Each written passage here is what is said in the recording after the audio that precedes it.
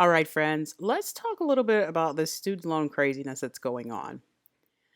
I listened to the hearing the other day to find out if the lawsuit that the 6 states have against the president, Department of Ed, and the Secretary of Education. I listened to that the other day and it was actually really interesting. So we'll go over that. But before we get to that, something that is kind of blowing my mind is the fact that there are people who have paid off their student loans in full and they're getting refunds so that they can take advantage of the debt cancellation. Now, I guess that's okay if you are sure that the debt cancellation is going to come through. But right now, I think that it could be a little premature to think that that is a sure bet. And I have read in some Reddit forums that people have not only gotten their refunds back, but they've spent the money as well. Now, this is not financial advice, but I'm just going to use a little common sense here. I think it's fine to get the refund if you're going to like put it in a savings account, a high yield savings account, let it gain some interest and sit there.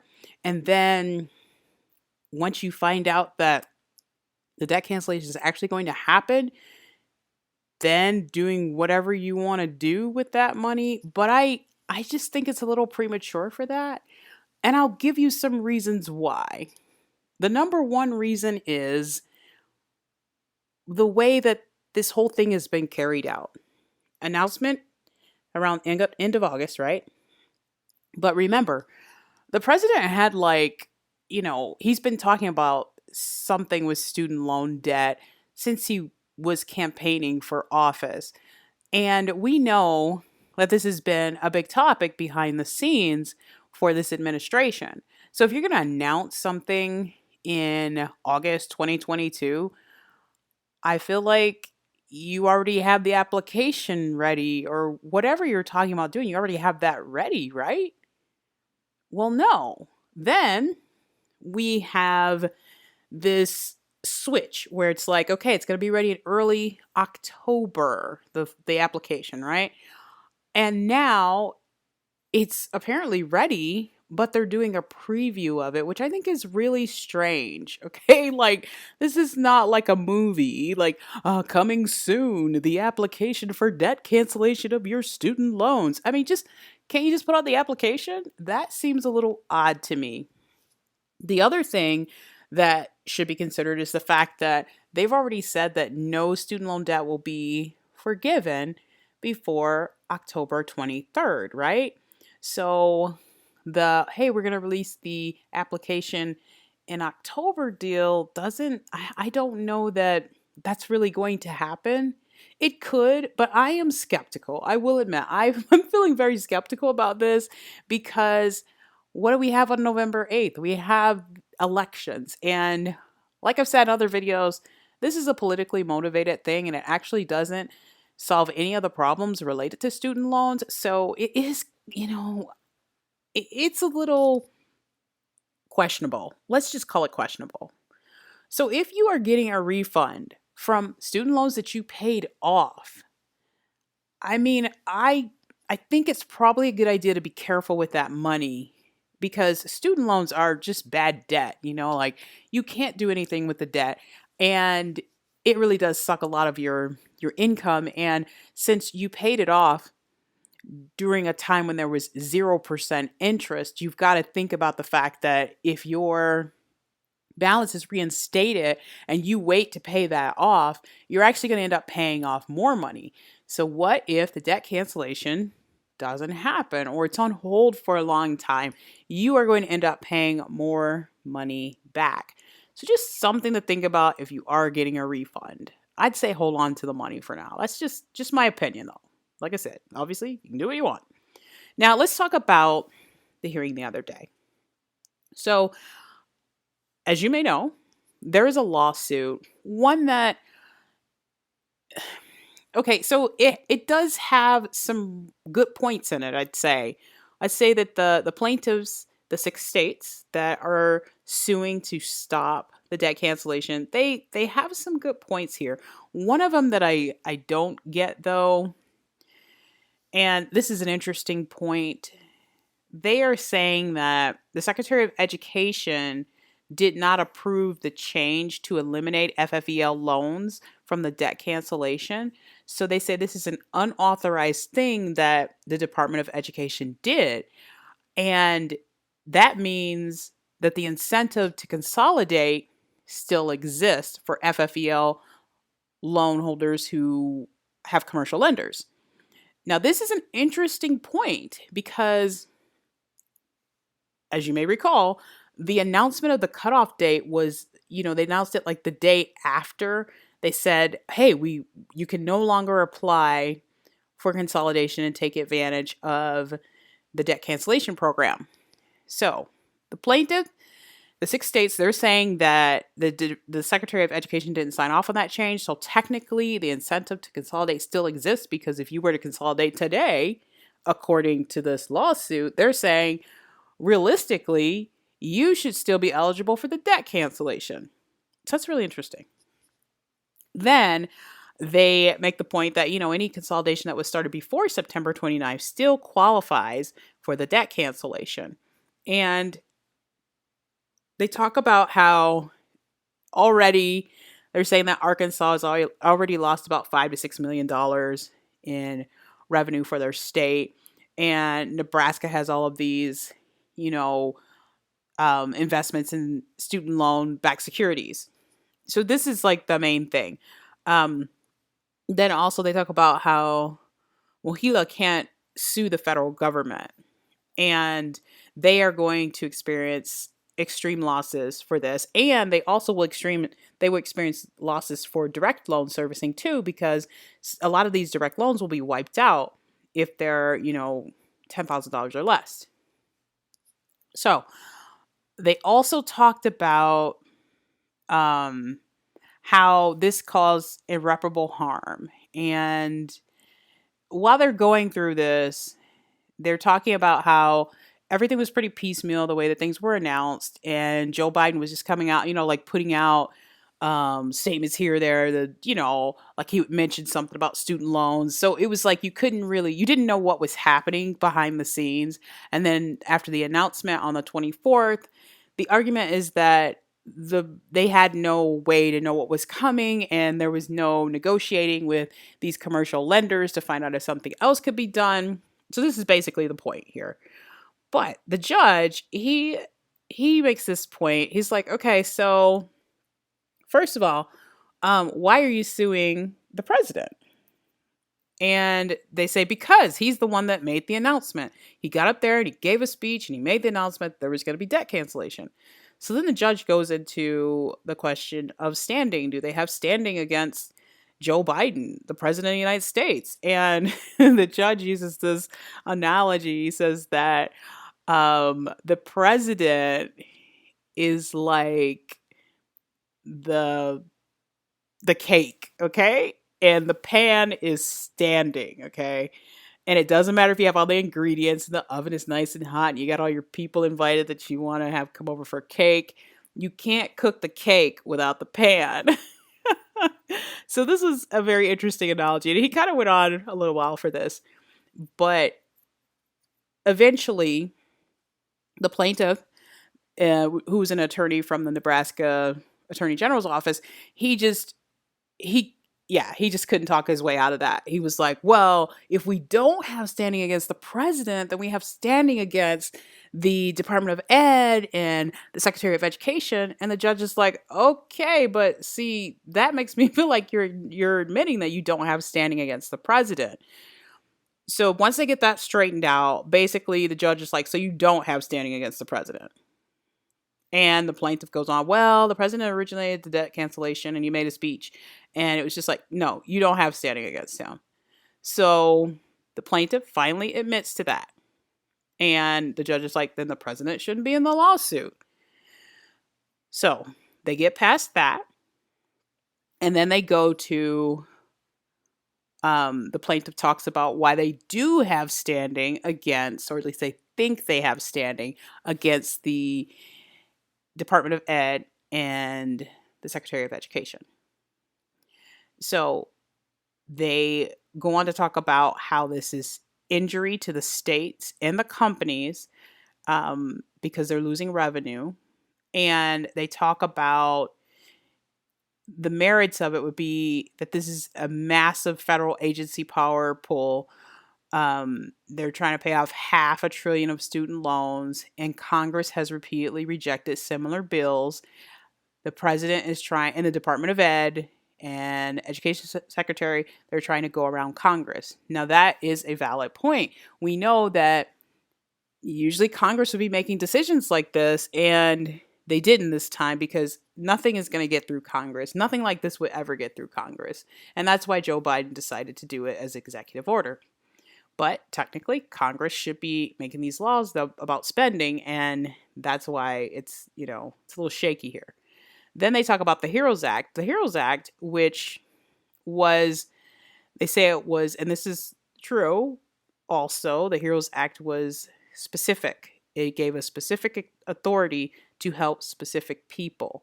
So it's like people who were going off to fight in the Iraq War, like this was what it was about with the student loans. It was, hey, we're going to make sure they're not having to pay on these student loans when they're off in war. So that is and also it provides that leeway if there's a national emergency. And this was also a good point, the fact that if this had been done in like 2020, it may have made more sense. And I do agree with that point because in some places, the emergency was over very soon after the pandemic started.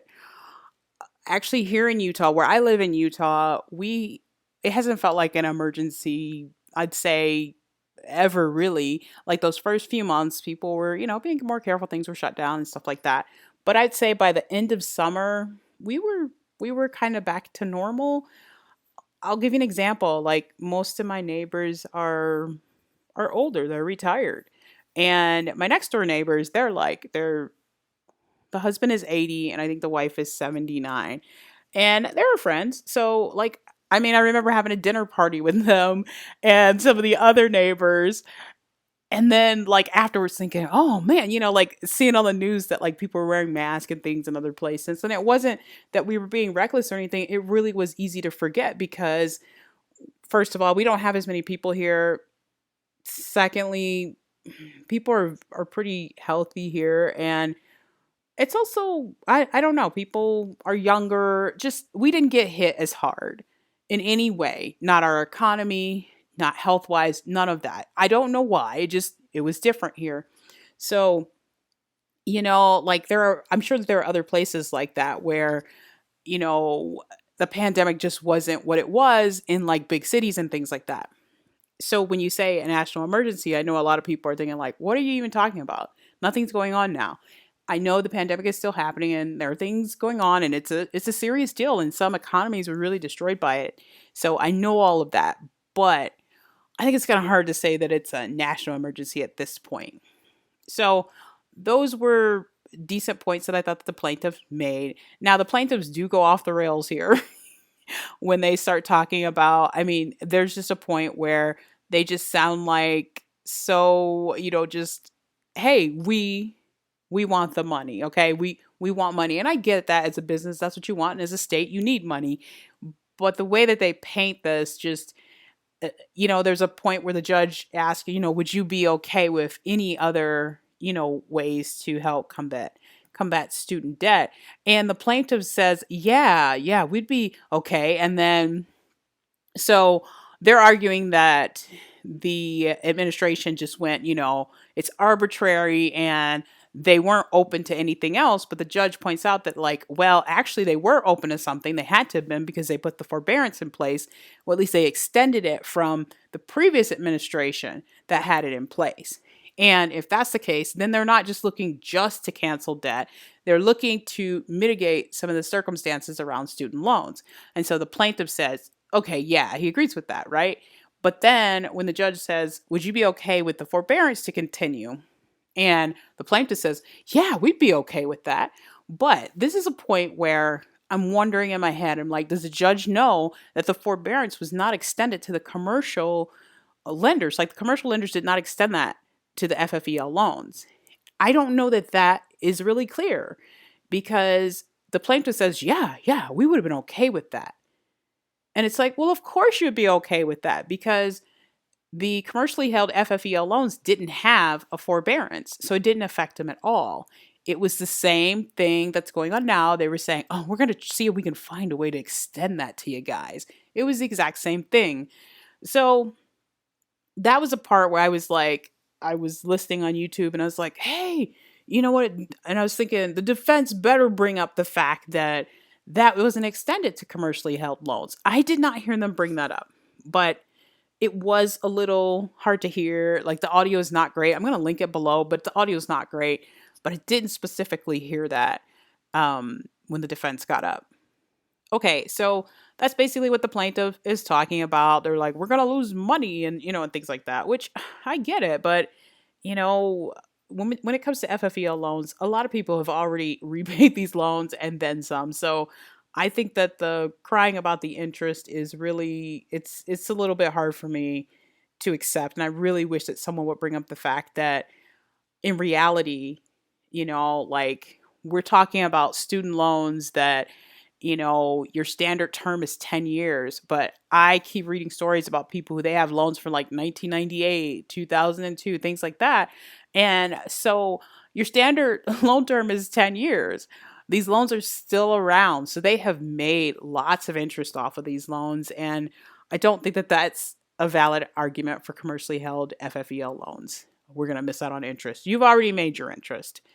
Okay, so the other things, the last few things that they talked about how this was an arbitrary thing and it was capricious because, and these are good points too, like the income requirement. So you can use 2020 or 2021. And the plaintiff makes a good point that you could have been struggling in 2020. But what if in 2021 you made a lot more money? Now, this is something that actually kind of happened to me and my husband. Like we did okay in 2020, but we made a lot more money in 2021, right? So now we're still, well below the threshold, but still the point was being made that this is a pretty arbitrary thing because like, okay, 20 or 21, I do understand why they're doing that. It's kind of like, pandemic time, they're doing it for that. I understand, but there is a chance that your 2020 was not that great, but your 2021 was wonderful. And with the job market being like it is, a lot of people are working gig jobs and things like that. So that is a little arbitrary in my book. And then also it creates two classes of loans, the FFEL commercially held loans and the direct loan consolidations. Change those into direct loans. So then you've got the FFEL loan holders with commercially held loans who cannot take advantage of the debt cancellation. But if you have a direct loan, you can. And this is not good. Now, just as I was thinking, oh man, yeah, the plaintiff is pretty, they've got a good strong case here. Just as I was thinking that, it was the plaintiff's turn. It was the defense's turn. And to be honest, I think the defense has a better argument here. They actually have some points that I think blow the plaintiff's points out of the water.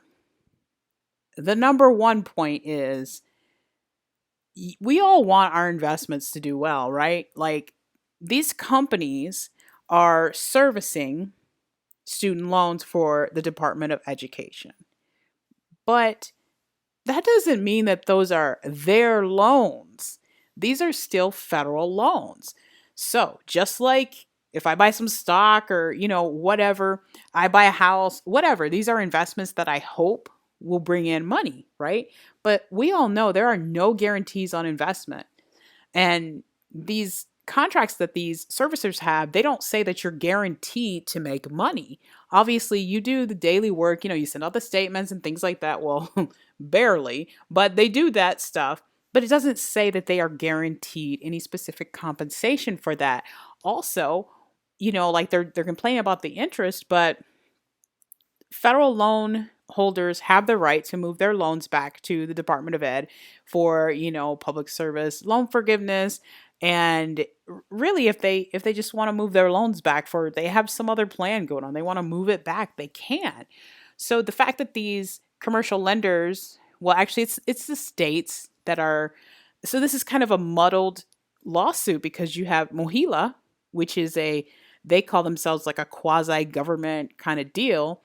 But the defense has a great point about that.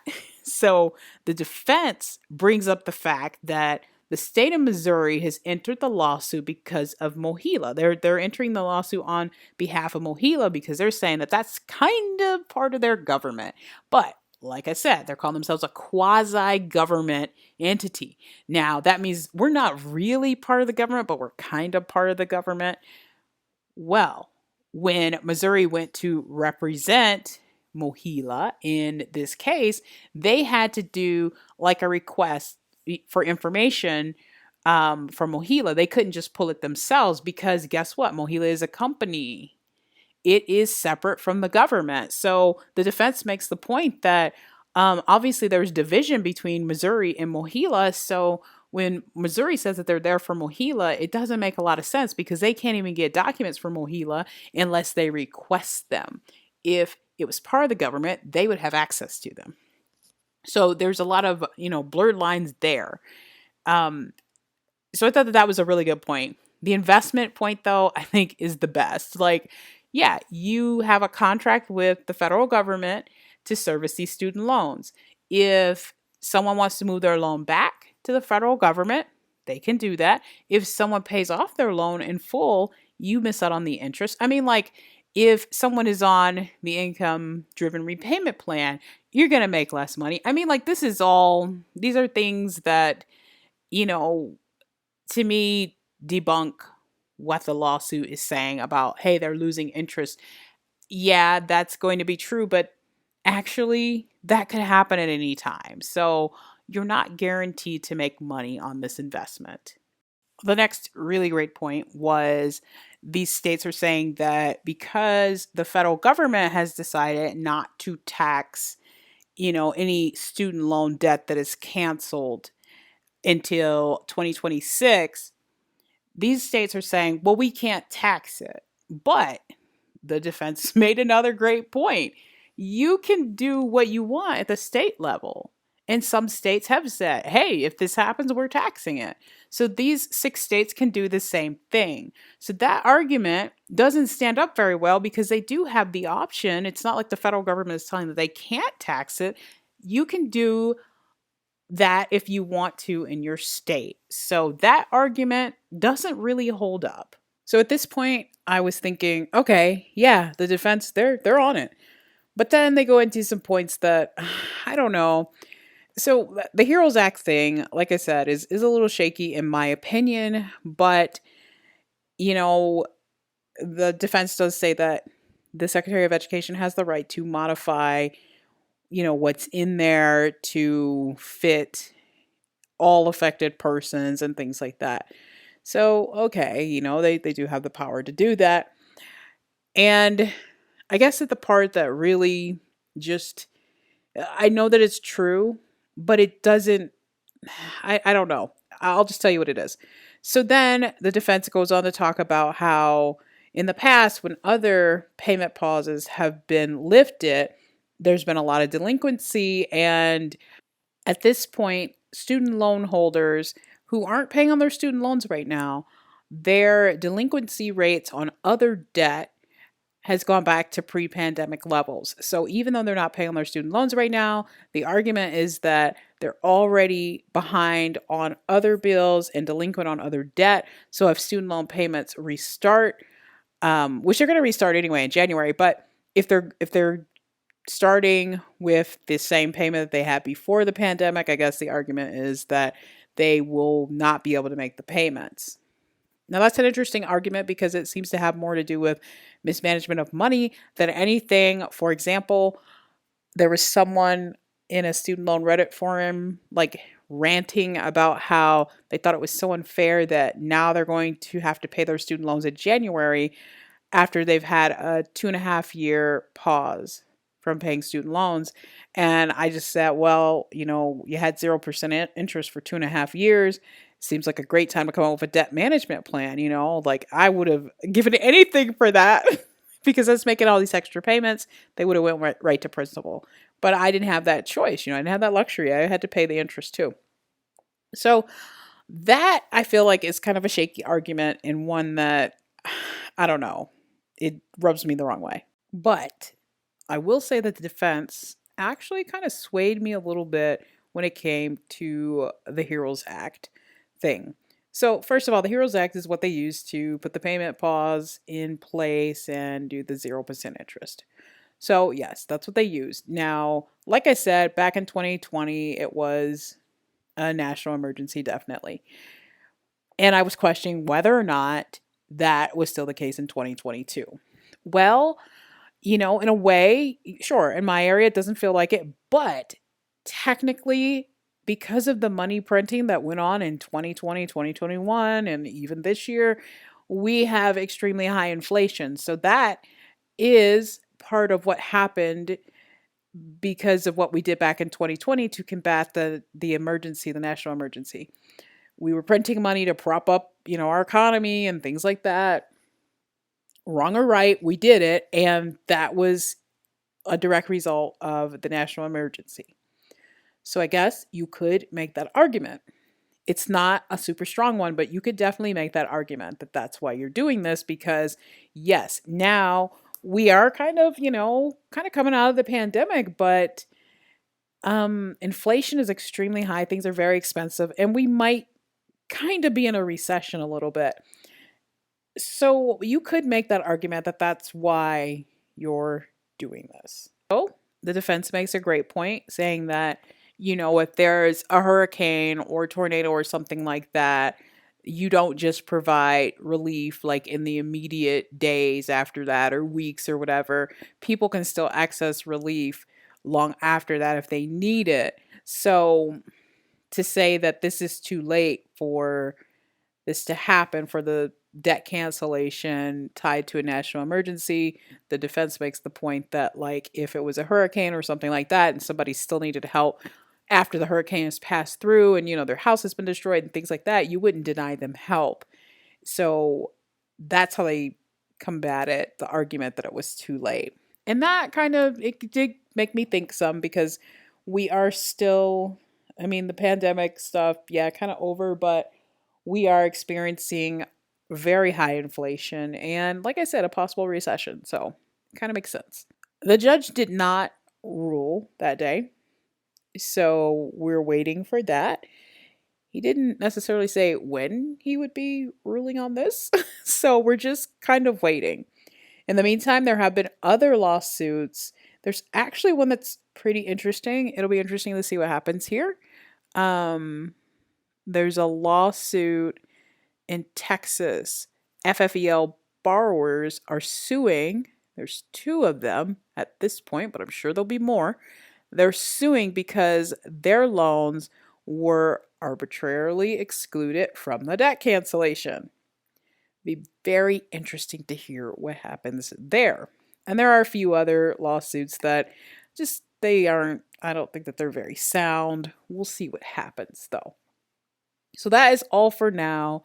If you are following this case at all, let me know what you think in the comments. I'm going to link the audio to the hearing below, but like I said, it's not great. It gets better as you go along, but it's not great. If you listen to it, let me know what you think. I'm curious because I don't know. I think that the judge could go either way on this. Both parties made good points. So, all right, that is all for now. I'll see you in the next one.